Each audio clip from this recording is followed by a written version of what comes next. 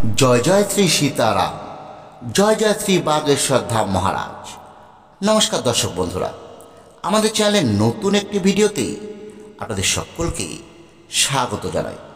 বন্ধুরা, আজ শনিবারই আপনার দুঃখের দিন শেষ হতে চলেছে, কারণ আজ আপনারা আমাদের এই ভিডিওতে শ্রী বজরংবলীর এমন একটি মন্ত্র 108 বার শ্রবণ করবেন, যে মন্ত্র আপনারা যদি আজ শনিবার দিনের যে কোনো সময় শুধু শ্রবণ করতে পারে, তাহলে বন্ধুরা আমরা কথা দিলাম আপনার জীবনের যাবতীয় দুঃখ, কষ্ট, হতাশা আজই শেষ হয়ে যাবে। আপনি নিস্তার পাবেন সমস্ত প্রকার সমস্যা থেকে। বন্ধুরা, এই মন্ত্রটি আপনি যদি আজ কোনো মনস্কামনা পূরণের উদ্দেশ্য শ্রবণ করে থাকে, তাহলেও তা পূরণ হবে মাত্র 24 ঘন্টার মধ্যে। মন্ত্রটি অন্যান্য দিনের তুলনায় শনিবার এবং মঙ্গলবার যদি কেউ শ্রবণ করতে পারে, তাহলে তার ফল 10 গুণ বেশি পরিমাণে পাওয়া যায়। কারণ এই দুই দিন মন্ত্রটি সবচেয়ে বেশি পরিমাণে জাগ্রত অবস্থায় থাকে। তাই বলছি বন্ধুরা, আজ শনিবার সত্যি যদি আপনার জীবনের দুঃখ, কষ্ট, হতাশা, দরিদ্রতা থেকে নিস্তার পেতে চান, তাহলে আজ দিনের যে কোনো সময় মাত্র 108 বার শ্রবণ করে নিন বজরংবলী এই শক্তিশালী মন্ত্রটি। কথা দিলাম মিরাকেল ঘটবে আপনার জীবনে। তাহলে আসুন বন্ধুরা, আমরা এবার 108 বার শ্রবণ করি সেই বজরংবলী শক্তিশালী মন্ত্রটি। ওং নমো হনুমতে ভয়ভঞ্জনায় সুখম কুরু ফট স্বাহা। ওং নমো হনুমতে ভয়ভঞ্জনায় সুখম কুরু ফট স্বাহা। ওং নমো হনুমতে ভয়ভঞ্জনায় সুখম কুরু ফট স্বাহা। ওং নমো হনুমতে ভয়ভঞ্জনায় সুখম কুরু ফট স্বাহা। ওং নমো হনুমতে ভয়ভঞ্জনায় সুখম কুরু ফট স্বাহা। ওং নমো হনুমতে ভয়ভঞ্জনায় সুখম কুরু ফট স্বাহা। ওং নমো হনুমতে ভয়ভঞ্জনায় সুখম কুরু ফট স্বাহা। ওং নমো হনুমতে ভয়ভঞ্জনায় সুখম কুরু ফট স্বাহা। ওং নমো হনুমতে ভয়ভঞ্জনায় সুখম কুরু ফট স্বাহা। ওং নমো হনুমতে ভয়ভঞ্জনায় সুখম কুরু ফট স্বাহা।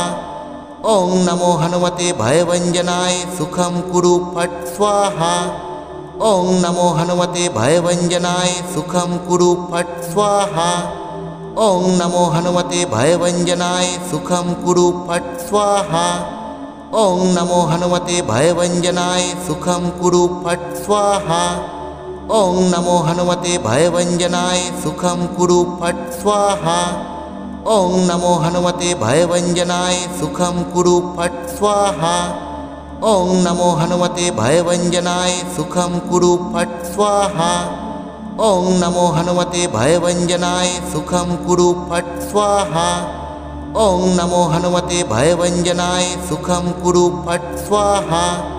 ওং নমো হনুমতে ভয়ভঞ্জনায় সুখম কুরু ফট স্বাহা। ওং নমো হনুমতে ভয়ভঞ্জনায় সুখম কুরু ফট স্বাহা।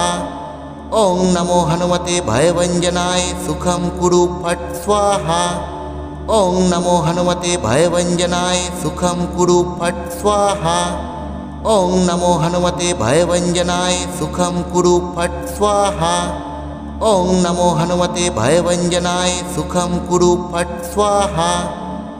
নমো হনুমতে ভয়ভঞ্জনায় সুখম কুরু ফট স্বাহা।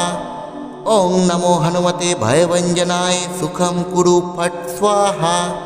ওং নমো হনুমতে ভয়ভঞ্জনায় সুখম কুরু ফট স্বাহা। ওং নমো হনুমতে ভয়ভঞ্জনায় সুখম কুরু ফট স্বাহা। ওং নমো হনুমতে ভয়ভঞ্জনায় সুখম কুরু ফট স্বাহা। ওং নমো হনুমতে ভয়ভঞ্জনায় সুখম কুরু ফট স্বাহা। ওং নমো হনুমতে ভয়ভঞ্জনায় সুখম কুরু ফট স্বাহা। ওং নমো হনুমতে ভয়ভঞ্জনায় সুখম কুরু ফট স্বাহা। ওং নমো হনুমতে ভয়ভঞ্জনায় সুখম কুরু ফট স্বাহা। ওং নমো হনুমতে ভয়ভঞ্জনায় সুখম কুরু ফট স্বাহা। ওং নমো হনুমতে ভয়ভঞ্জনায় সুখম কুরু ফট স্বাহা। ওং নমো হনুমতে ভয়ভঞ্জনায় সুখম কুরু ফট স্বাহা।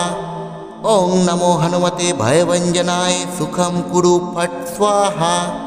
ॐ नमो हनुमते भयभञ्जनाय सुखं कुरु फट् स्वाहा। ॐ नमो हनुमते भयभञ्जनाय सुखं कुरु फट् स्वाहा। ॐ नमो हनुमते भयभञ्जनाय सुखं कुरु फट् स्वाहा। ॐ नमो हनुमते भयभञ्जनाय सुखं कुरु फट् स्वाहा। ॐ नमो हनुमते भयभञ्जनाय सुखं कुरु फट् स्वाहा। ॐ नमो हनुमते भयभञ्जनाय सुखं कुरु फट् स्वाहा। ॐ नमो हनुमते भयभञ्जनाय सुखं कुरु फट् स्वाहा। ॐ नमो हनुमते भयभञ्जनाय सुखं कुरु फट् स्वाहा। ॐ नमो हनुमते भयभञ्जनाय सुखं कुरु फट् स्वाहा। ॐ नमो हनुमते भयभञ्जनाय सुखं कुरु फट् स्वाहा। ॐ नमो हनुमते भयभञ्जनाय सुखं कुरु फट् स्वाहा। ॐ नमो हनुमते भयभञ्जनाय सुखं कुरु फट् स्वाहा। ॐ नमो हनुमते भयभञ्जनाय सुखं कुरु फट् स्वाहा। ॐ नमो हनुमते भयभञ्जनाय सुखं कुरु फट् स्वाहा। ॐ नमो हनुमते भयभञ्जनाय सुखं कुरु फट् स्वाहा। ॐ नमो हनुमते भयभञ्जनाय सुखं कुरु फट् स्वाहा। ॐ नमो हनुमते भयभञ्जनाय सुखं कुरु फट् स्वाहा। ॐ नमो हनुमते भयभञ्जनाय सुखं कुरु फट् स्वाहा। ॐ नमो हनुमते भयभञ्जनाय सुखं कुरु फट् स्वाहा। ॐ नमो हनुमते भयभञ्जनाय सुखं कुरु फट् स्वाहा। ॐ नमो हनुमते भयभञ्जनाय सुखं कुरु फट् स्वाहा। ॐ नमो हनुमते भयभञ्जनाय सुखं कुरु फट् स्वाहा। ॐ नमो हनुमते भयभञ्जनाय सुखं कुरु फट् स्वाहा। ॐ नमो हनुमते भयभञ्जनाय सुखं कुरु फट् स्वाहा। ॐ नमो हनुमते भयभञ्जनाय सुखं कुरु फट् स्वाहा। ॐ नमो हनुमते भयभञ्जनाय सुखं कुरु फट् स्वाहा।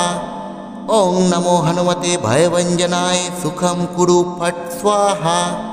ॐ नमो हनुमते भयभञ्जनाय सुखं कुरु फट् स्वाहा।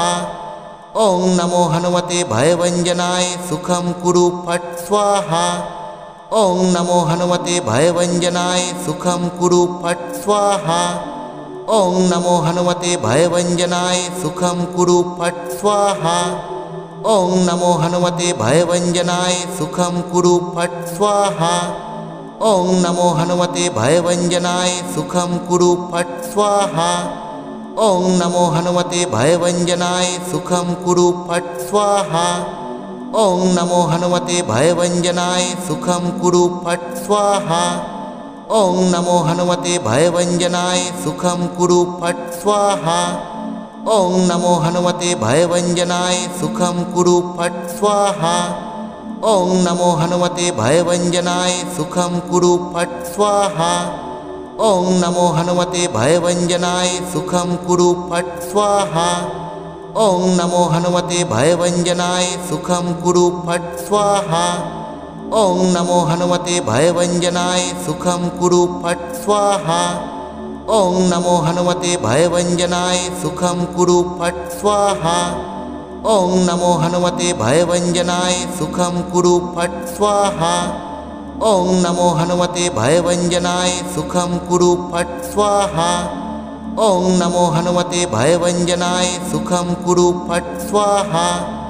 ॐ नमो हनुमते भयभञ्जनाय सुखं कुरु फट् स्वाहा। ॐ नमो हनुमते भयभञ्जनाय सुखं कुरु फट् स्वाहा। ॐ नमो हनुमते भयभञ्जनाय सुखं कुरु फट् स्वाहा। ॐ नमो हनुमते भयभञ्जनाय सुखं कुरु फट् स्वाहा। ॐ नमो हनुमते भयभञ्जनाय सुखं कुरु फट् स्वाहा। ॐ नमो हनुमते भयभञ्जनाय सुखं कुरु फट् स्वाहा। ॐ नमो हनुमते भयभञ्जनाय सुखं कुरु फट् स्वाहा। ॐ नमो हनुमते भयभञ्जनाय सुखं कुरु फट् स्वाहा। ॐ नमो हनुमते भयभञ्जनाय सुखं कुरु फट् स्वाहा। ॐ नमो हनुमते भयभञ्जनाय सुखं कुरु फट् स्वाहा ॐ नमो हनुमते भयभञ्जनाय सुखं कुरु फट् स्वाहा ॐ नमो हनुमते भयभञ्जनाय सुखं कुरु फट् स्वाहा ॐ नमो हनुमते भयभञ्जनाय सुखं कुरु फट् स्वाहा ॐ नमो हनुमते भयभञ्जनाय सुखं कुरु फट् स्वाहा ॐ नमो हनुमते भयभञ्जनाय सुखं कुरु फट् स्वाहा ॐ नमो हनुमते भयभञ्जनाय सुखं कुरु फट् स्वाहा ॐ नमो हनुमते भयभञ्जनाय सुखं कुरु फट् स्वाहा ॐ नमो हनुमते भयभञ्जनाय सुखं कुरु फट् स्वाहा ॐ नमो हनुमते भयभञ्जनाय सुखं कुरु फट् स्वाहा ॐ नमो हनुमते भयभञ्जनाय सुखं कुरु फट् स्वाहा ॐ नमो हनुमते भयभञ्जनाय सुखं कुरु फट् स्वाहा ॐ नमो हनुमते भयभञ्जनाय सुखं कुरु फट् स्वाहा ॐ नमो हनुमते भयभञ्जनाय सुखं कुरु फट् स्वाहा ॐ नमो हनुमते भयभञ्जनाय सुखं कुरु फट् स्वाहा ॐ नमो हनुमते भयभञ्जनाय सुखं कुरु फट् स्वाहा ॐ नमो हनुमते भयभञ्जनाय सुखं कुरु फट् स्वाहा।